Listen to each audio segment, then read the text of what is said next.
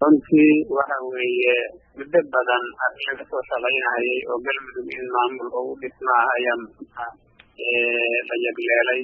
waxaana rajaynaynaa midkii galmudug ku barwaaqoobi laheed in ilaahay ka dhigo ayaan ilaahay ka baryaynaa.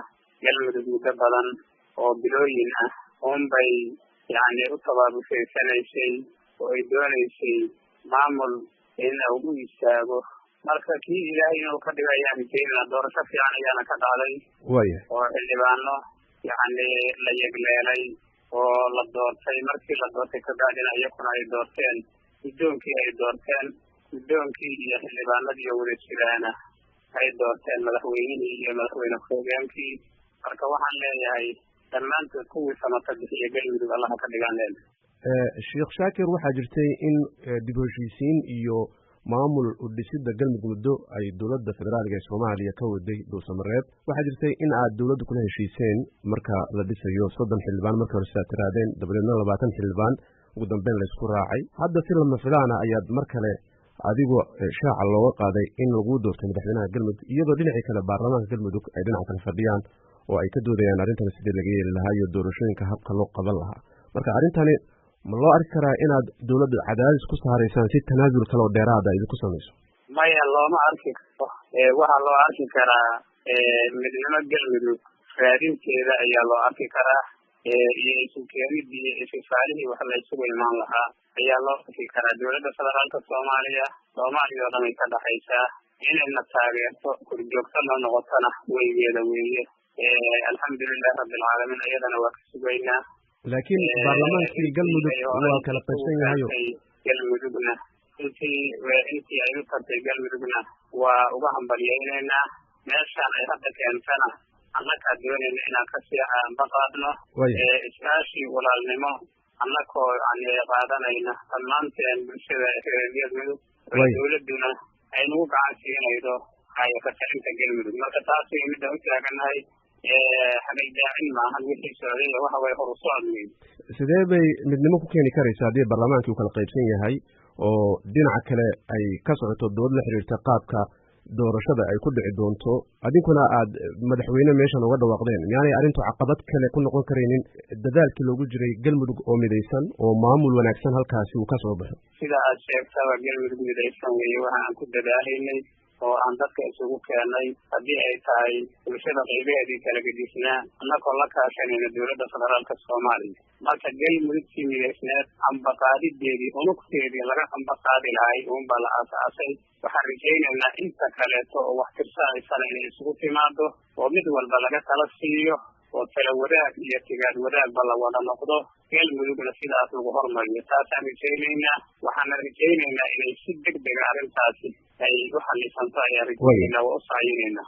dad badan waxay aaminsan yihiin in nidaamka sida u socdo maadaama aad aragteen aad fahanteen inaydan ka soo bixi doonin doorashada halka lagu qabanayo, tanna aad soo horumariseen, sidaa daraaddeedna aad adiga madaxweyne lagugu doortay. arrintaa doodaasi maxaad uga jawaabaysaa? jamaalow, waxa weeye annaka waxaan raadinaynaa ma ahan annaka danteenne, waa danta galmudug waaye. inay isu timaado waa mid aan ka shaqaynaynay. caasimadii baan isugu keennay, caasimadii iyadoo mid ah waxaan midaynay, maamulkiiaan midaynay.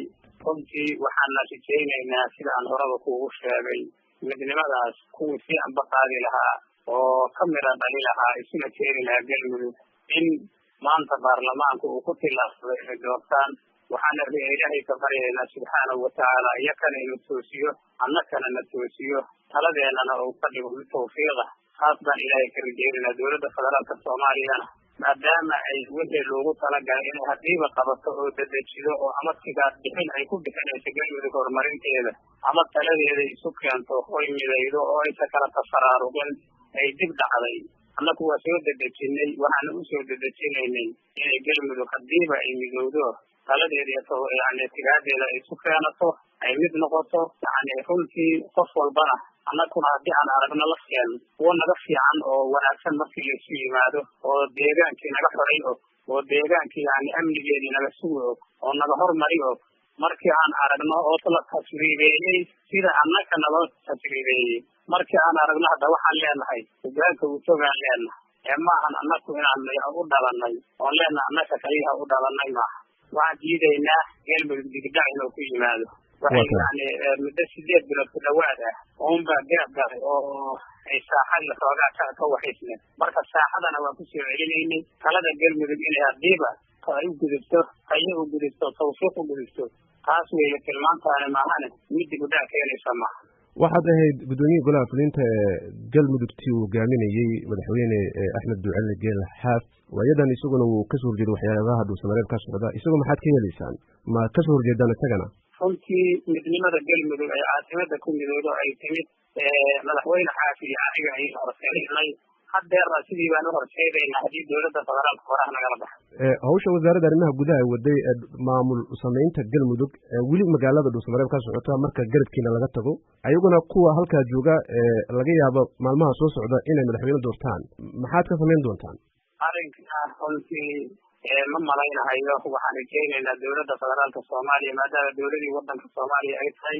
inay u tanaasusho shacabka dowlad goboleedka galmudug ay dhegaysato yani orahdooda ay dhegaysato amnigooda iyo istiqraarkooda ay danayso wax kaleetana aan laga dul keenin taasna dowladda waa usii ishaari lahaa maadaama ay tahay dowladdii dadka ka dhexaysay wax dadka ka dhexeeya ah ay matalayso inay qodo kasta ku taageerto horumarkeeda iyo siday wax u qabsa lahayeen intaas kaliya weeye haddana galmudug waxbay qabsatay waxna waa qabsan doontaa marka waxaan rajaynaynaa biidnillahi alkarim inay fataasu dhicina dowladdu ay ku waantoobi doontaa rajaynayna sheekh shaakir ugu dambeyn waxaad ku celcelisay dowladda ha tanaasul ha samayso idinku tanaasulka maxaa idin diiday waxaanba halkaan kusoo gaarsiinay arrinka tanaasulan kusoo gaarsiinay laakiin dowladda maba aad sheegi kartidba waxay ka tanaasulshaba annakaa u tanaasulna madaxweyne xaaf iyo anigaa u tanaasulna dowladda federaalka halkaan kusoo dhaweynay annakoo maamul haysana aan midaynay oo galmudug oo kala taagan oo 3 meelood iyo dhowr meelood u kala googo-an